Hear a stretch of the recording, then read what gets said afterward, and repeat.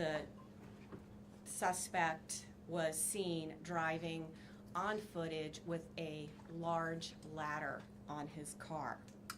And we believe that that is what he used to position himself on top of the building. The shooting itself started at approximately 6:30 a.m. After the shooting started, Dallas Police Department arrived en masse, secured the scene. Law enforcement officers found the sniper dead. They found bullets on the rooftop, one of which was labeled with the words anti-ICE. That morning, gunshots sprayed the length of the building, the windows, and law enforcement vans that were in the Sallyport area. Detainees were struck by these bullets. One was killed, 2 were wounded, and both of them are undergoing treatment. Shortly thereafter, the FBI began its meticulous work at the crime scene. At the same time, we obtained and executed multiple search warrants yesterday for devices and locations associated with the sniper. FBI agents executed a search warrant at the sniper's residence yesterday, and there found a collection of notes. First, I want to point out that one of these notes or papers, the sniper explicitly states, "Yes, it was just me." That statement appears to be correct at this point in the investigation. Notably, these loose notes included a game plan of the attack and target areas at the facility. He called the ICE employees people showing up to collect a dirty paycheck. He wrote that he intended to maximize lethality against ICE personnel and to maximize property damage at the facility. He hoped to minimize any collateral damage or injury to the detainees and any other innocent people. It seems that he did not intend to kill the detainees or harm them. It's clear from these notes that he was targeting ICE agents and ICE personnel. The tragic irony for his evil plot here is that it was a detainee who was killed and 2 other detainees that were injured when he fired into the Sallyport. He also hoped his actions would give ICE agents real terror of being gunned down, and he did this to induce constant stress in their lives. He hoped his actions would terrorize ICE employees and interfere with their work, which he called human trafficking. And this, what he did, is the very definition of terrorism. Again, his notes reveal, yes, it was just me and my brain. And he said, good luck with the digital footprint. And of course, we take this to mean that he deleted evidence from his devices. His words were definitively anti-ICE. That said, we did not find evidence of membership in any specific group or entity, nor did he mention any specific government agency other than ICE. Among his papers, though, was a handwritten note in which, in crude words, he expressed his hatred for the federal government. Finally, I want to address the heroism of our federal agents yesterday. While under fire, ICE agents and ATF agents, who were also present in the facility's Sallyport area, worked together to remove detainees from the vans and get them to safety while the bullets were flying. These agents were heroic, clearly willing to lay down their lives to save the lives of the detainees in their custody. And that's an extremely important point to make at this point in time. I want to express my deepest appreciation for the bravery of these law enforcement officers yesterday and every single day that they go out there to keep us safe. I'll now turn it over to FBI Special Agent in charge of the Dallas Field Office, Joe Rothrock. Thank you.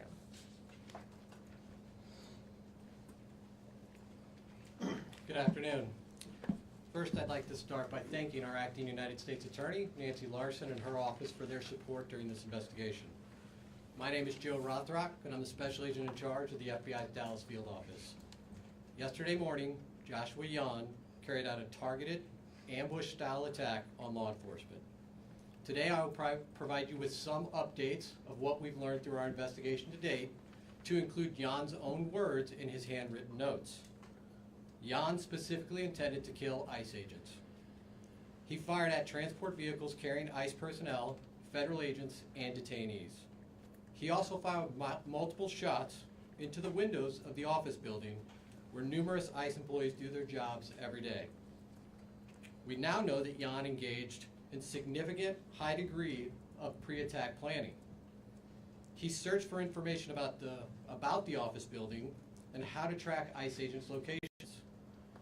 Yan also acknowledged the potential for other casualties. He knew with a high likelihood ICE detainees would be transported that morning in the exact location where he was facing from his perch on a nearby rooftop. Yan's attack did in fact result in the tragic death of one detainee and the injury to two other detainees.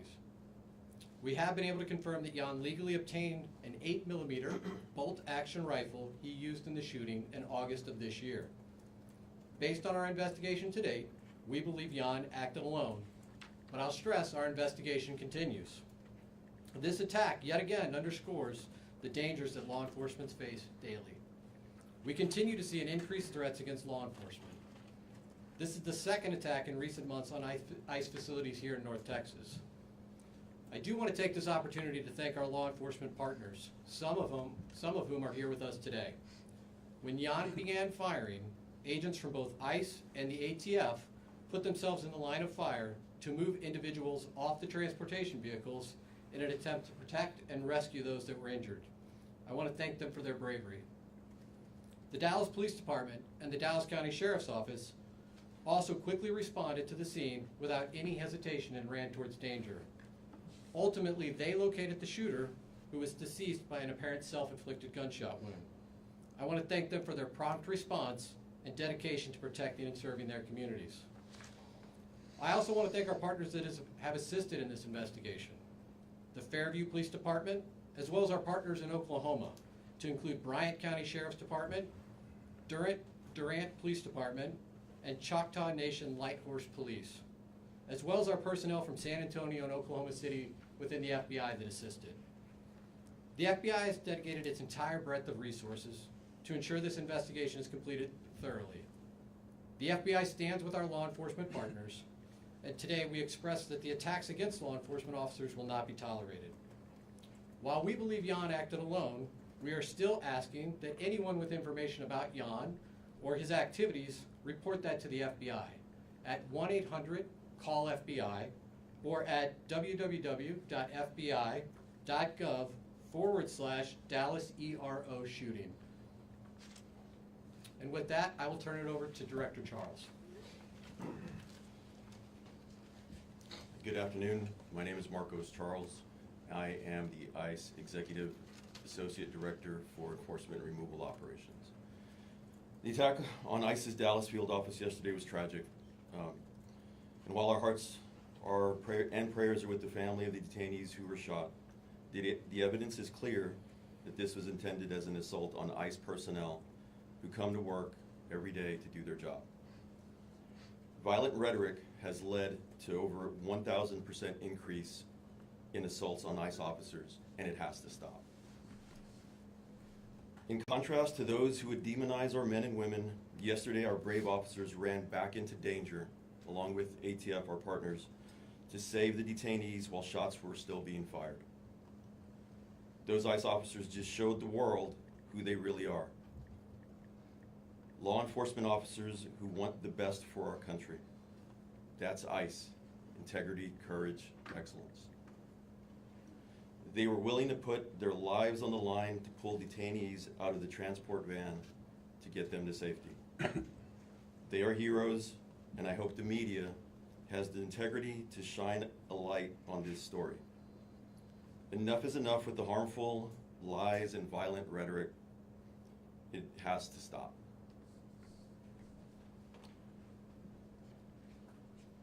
The shooter used the ICE tracking apps.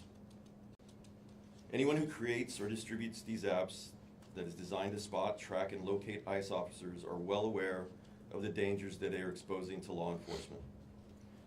It's a casting call to invite bad actors to attack law enforcement officers. It's no different than giving a hitman the location of their intended target, and this is exactly what we saw happen in Dallas yesterday. The media has been amplifying these apps even as we warned them it would only lead to more attacks on law enforcement.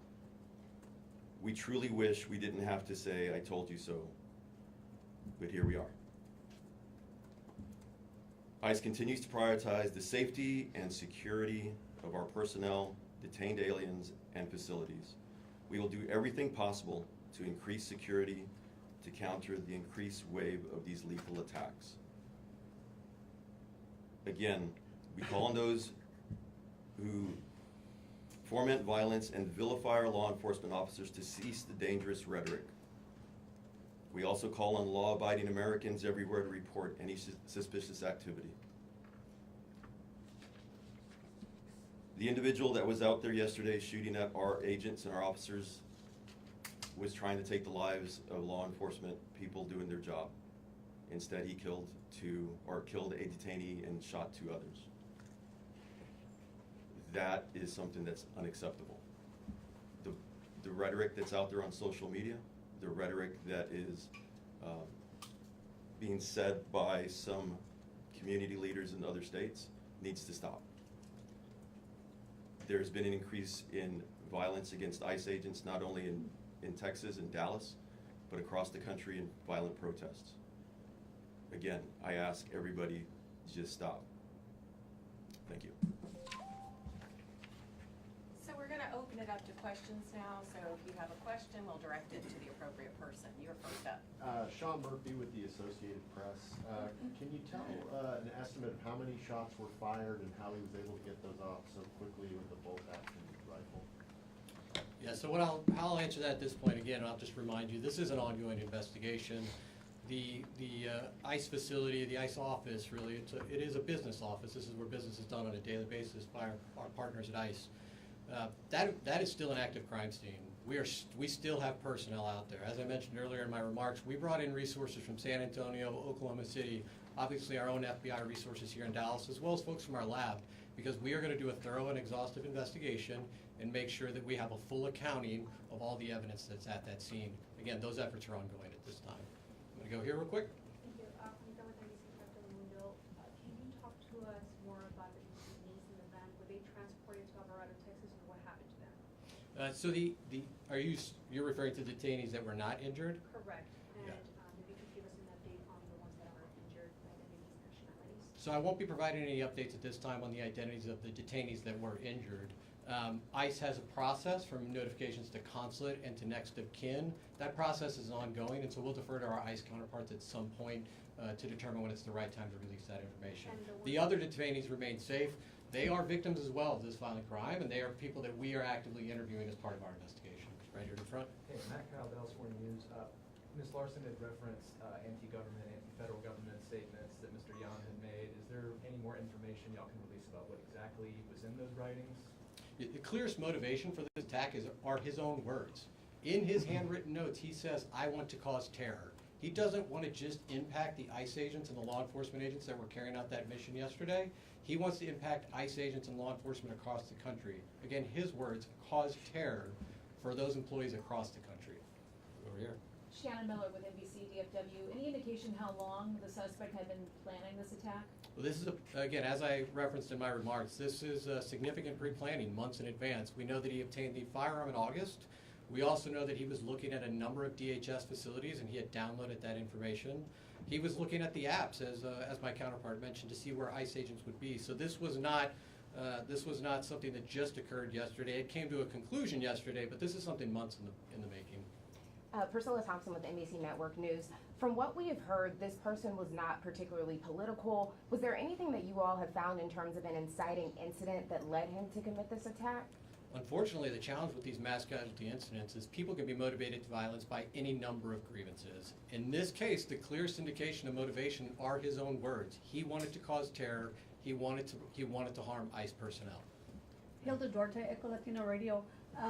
The deceased shooter, did he have a relation with somebody who had been detained by ICE or mistreated by ICE for him to act this way?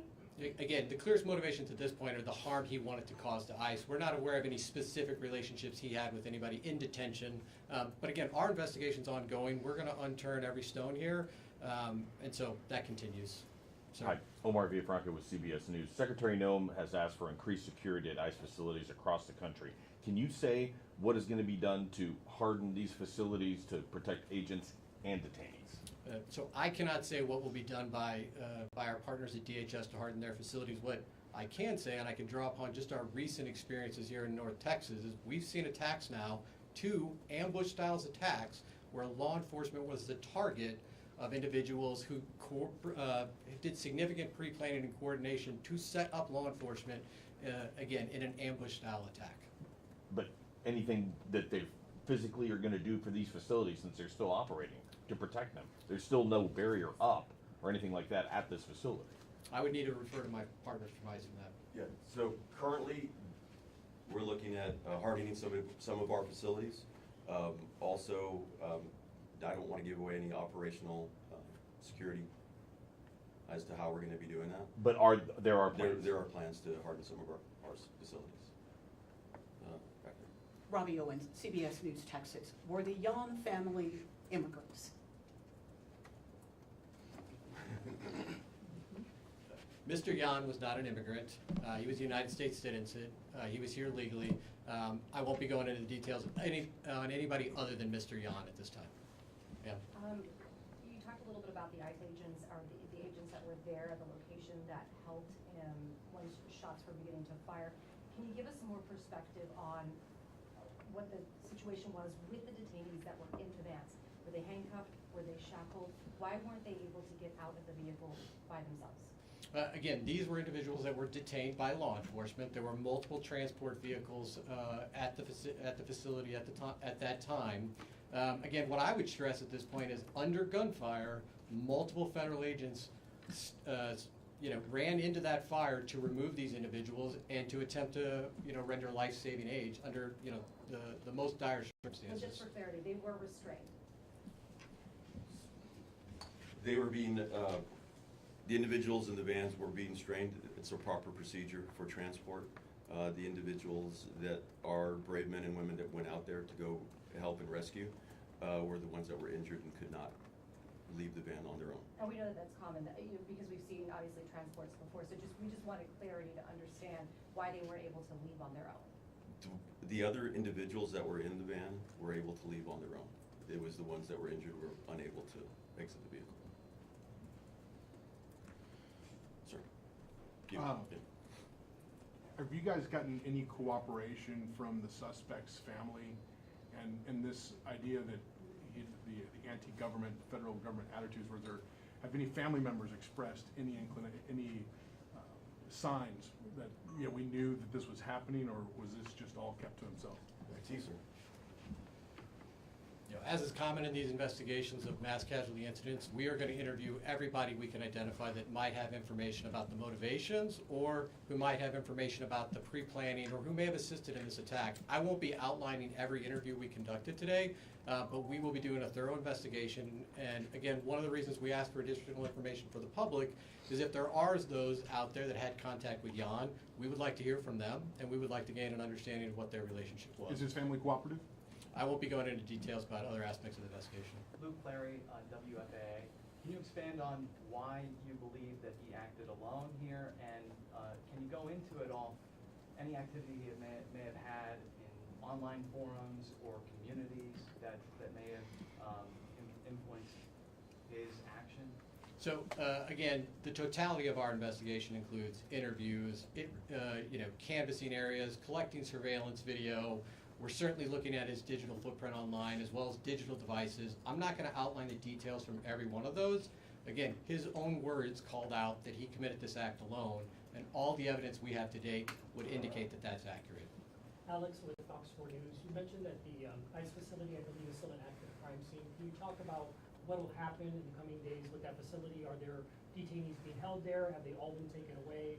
Is Is it operational as an office? It is going to remain an active crime scene for some time. Again, we will be there as long as it takes to make sure that we've captured every piece of physical evidence.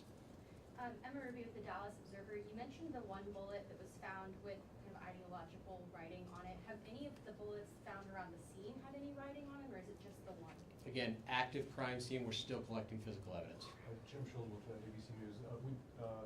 Around the crime scene, when his car was actually being towed, there was some writings on that vehicle. Can you give us a sense about what those were and how they play into your investigation? So the vehicle was searched as part of our investigation. I don't have additional details to share with you now about any writings, but certainly if we have updates, we'll provide those in the future. Ma'am. Ashley Killer with CNN. Y'all mentioned that he used a ladder to position himself. Did he use the ladder to get on top of the roof, or is that where he? Yeah, Is that where his body was found? He was found on top of a neighboring roof. We believe he used the ladder to access that roof. Sir? Yeah, Dean with Fox News Channel. Was suicide part of his plan all along, or was he cornered by law enforcement? His handwritten notes indicate that he did not expect to survive this event. Sir? Kevin Reese, WFAA. A personal question, if you would dare. Can you explain to people in this climate what it's like to be an ICE agent right now? As I had said, the ICE officers that are out there right now, if you've seen them in multiple times on the news. They're out there doing their job with courage and honor. Yes, there is a heightened sense of security for everybody, not only at work, but for their families, for their loved ones, mainly because of the doxing that's going on and the violent rhetoric that people have been perpetrating. Mr. Charles, while you're up there, can I just follow up to that question and ask, of the agents that did respond on that day for yesterday morning, can you tell us what they were wearing at the time? Because I know sometimes ICE agents do and don't have bulletproof gear on. Can you give us an idea of how they responded, what they had on them at the time? So they're wearing their normal gear, and it was not only ICE agents, it was ATF agents also that went out there and heroically came out and under fire went to rescue those individuals. Have you spoken to them? I have spoken to one of them so far. I haven't spoken to them. They're doing okay. All right, we have time for one more question. About the immigration status for those individuals who were injured. What's their immigration status going to, is it going to change? Maybe perhaps even those who were in the van, VCU? The individuals that were in the van will be going through due process, and they'll go through the whole immigration proceeding. So I'm not going to go into what their status is currently. And those who were injured? Same thing. All right, folks, we have time for one more question. Can you at least tell us where the papers were found, Fairview or Oklahoma? That one's for you. So again, I'm not going to detail every aspect of the case. We did search his residence, and that is where we found the handwritten notes. And that's all the time we have for questions today. When we have more updates, we'll come back. Thank you. Thank you.